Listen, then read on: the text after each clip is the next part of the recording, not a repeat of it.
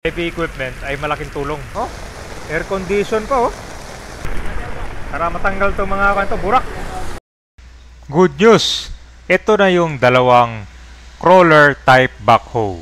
At meron itong 4 na barge na dinonate ng national government para mas lumakas itong dredging ng mga estero sa Maynila. Ang operation ng dredging ay hindi na kailangan ng mga private contractor sa paglinis ng estero, di ba?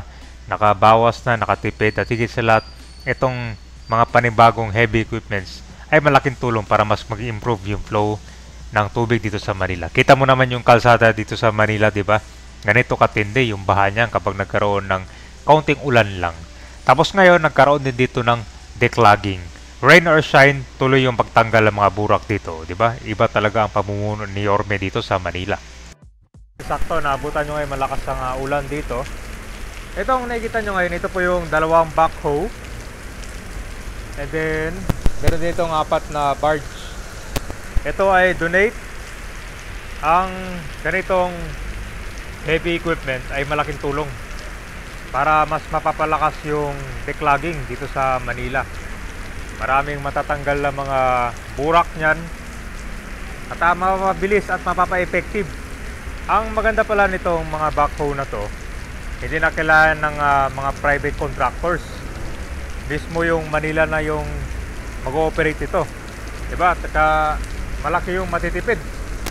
Talagang ganito ka pagsik talaga ang namumuno ni Yorme Cabayan. Talagang ganito sila katiwala. Yan naman no? Dalawang backhoe yan. Pakita ko sa inyo. Saktong-sakto pa ngayon, panahon ng ulan. Mahal din nung ganito Cabayan. Comment down below kung magkano to. Ano? Mukhang kanto full air, air condition pa Ayun may aircon Alam nyo naman na gaano katindi yung baha dito sa Manila. Daming burak. Mahigit 35 kilos na kayo natanggal nila Ayun Ito nagpasample na to. Talagang effective. Ito dapat Cabayan Ito maganda, ganito dapat yung mga flood control project, di ba?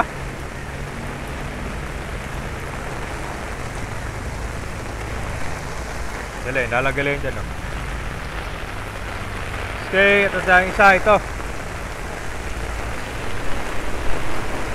ganyan katindi yung ko dito. Kaya malaking tulong talaga tong dito. Itong dredging, di ba?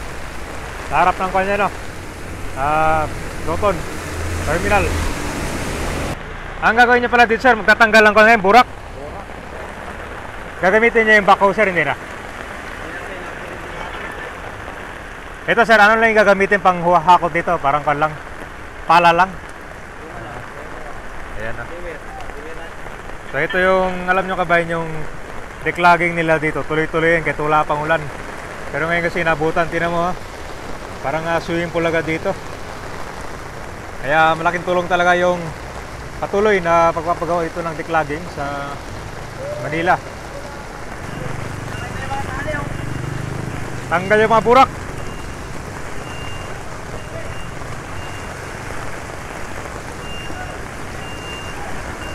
Mapaw no? Ano sir, marami nakuha sir? Grabe. Tuloy pala kahit ulan. Mga kampen, nakatatlong sako pa lang sila dito. Grabe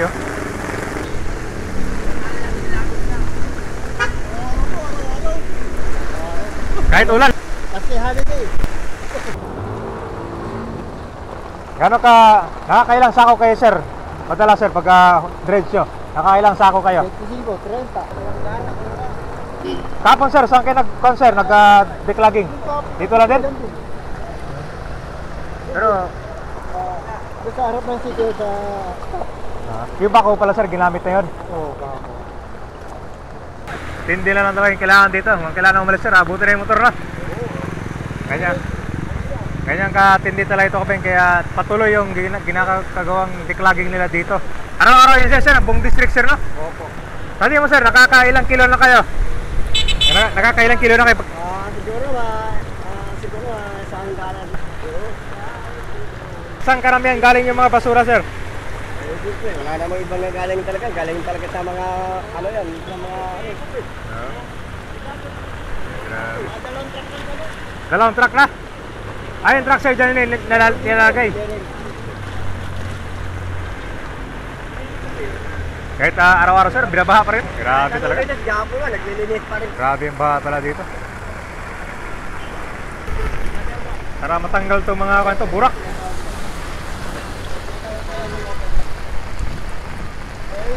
Hindi na makikita yung concert, ilalim na.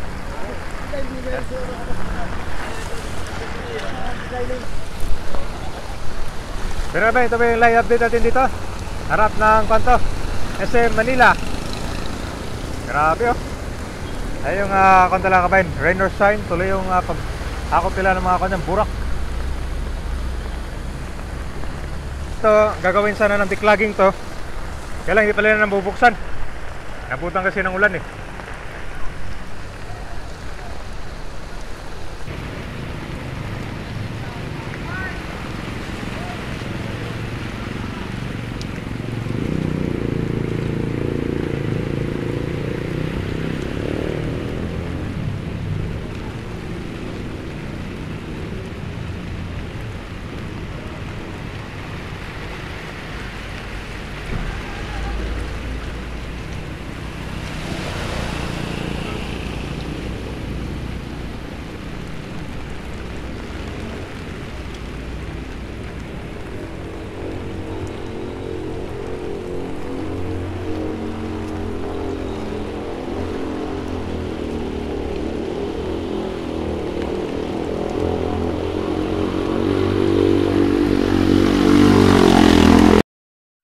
Ito mga pagkatapos ng mga ilang oras dito, mabilis na uupa yung tubig dahil patuloy kasi ito nung wala pang ulan, tuloy naman yung pagkagawa nila ng declogging para matanggal yung mga basura dyan, yung mga sobrang tagal na no.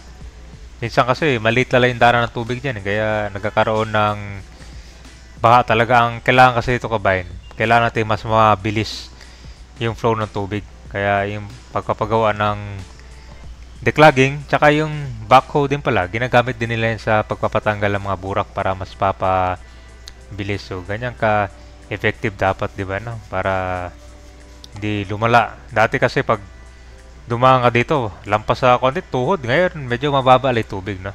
So, yung tuloy-tuloy ang declogging operation, kahit holiday, ulan, or bagyo, dapat nandyan lagi yan. Walang pahinga yung pagpapalinis ng operasyon.